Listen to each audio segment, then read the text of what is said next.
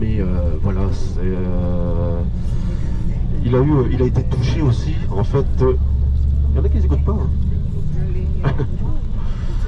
Il a été touché aussi donc au crâne par Saint-Michel, donc il y a le crâne qui est exposé à l'abbaye, qui est dans l'abbaye, elle n'est pas forcément exposée, mais c'est une relique. Et donc il y a un trou dans son crâne, même les scientifiques n'arrivent pas à expliquer, mais voilà, ça existe vraiment, cette histoire-là. Et donc au fur et à mesure, justement, avec cette relique-là, les pèlerins sont arrivés de plus en plus. Et donc, pour accueillir ces pèlerins, forcément, ils ont dû agrandir, on va dire. La chapelle, c'est devenu une église. Ça a construit, en fait, l'un sur l'autre. Ça fait un petit peu, vous voyez, les poupées russes, là. Voilà, un peu dans ce système, dans ce sens-là, qu'ils ont construit toujours plus haut et toujours plus grand. Pour en arriver à ce qu'on voit là, actuellement, donc sur notre droite. Mais vraiment pour avoir l'histoire précise, donc ça faut visiter vraiment le Mont Saint-Michel. Ça a passé par beaucoup de choses, hein. Il y a eu donc le Mont Saint-Michel pour les pèlerins. Ensuite ça a été un petit peu abandonné, forcément les gens n'étaient plus trop croyants et tout. Donc en plus il y a eu la guerre de 100 ans avec les Anglais, hein. Donc les Anglais qui ont envahi une bonne partie de la France et la Normandie, mais n'ont jamais réussi à s'emparer du Mont Saint-Michel. Donc il y avait, on va dire, 5-6 000 soldats anglais, avec leurs canons, à ce temps-là c'était des canons tirés par les chevaux et tout. Et sur le Mont Saint-Michel, il y avait seulement une centaine de soldats. Et, mais vu avec les marées et tout, et comme il y a les sables mouvants, donc les soldats, l'armée anglaise n'a jamais réussi à s'emparer donc du Mont Saint-Michel. Ils ont seulement réussi à casser une partie de la muraille. Ça râle là-haut. Non, ça râle là-haut.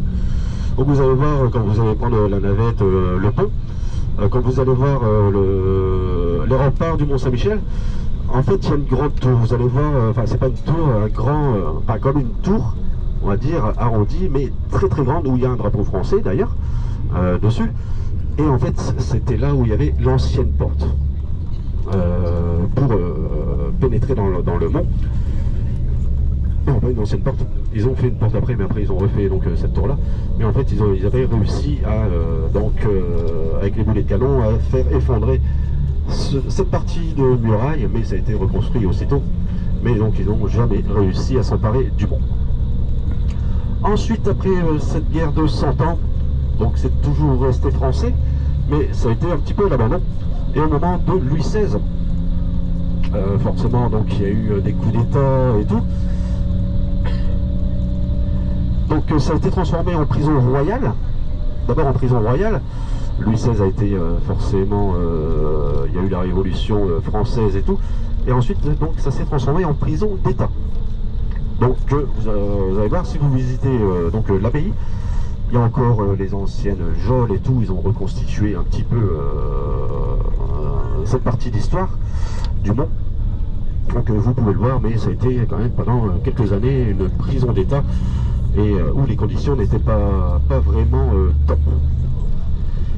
Et ensuite, après ça, après la Révolution, donc ça a été repris, on va dire, par Napoléon Bonaparte.